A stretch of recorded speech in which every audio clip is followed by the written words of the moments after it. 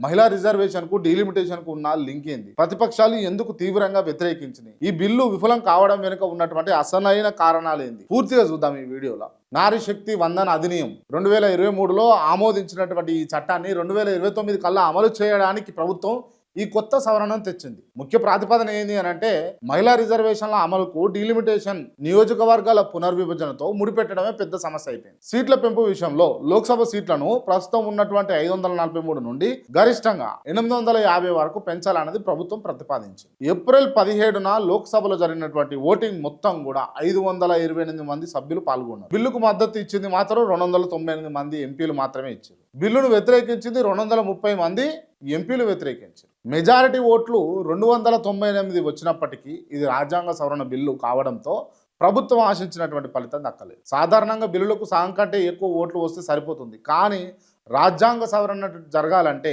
2 నిబంధనలు ఉంటాయి. సభలోని మొత్తం సభ్యుల్లో సగం కంటే ఎక్కువ మంది ఉండాలి.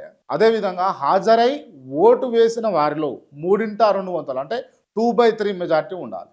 ఆ రోజు హాజరైన వాళ్ళు 528 మందిలో 2/3 వంతు అంటే కనీసం 352 ఓట్లు వస్తేనే ఈ బిల్లు పాస్ అయ్యేది.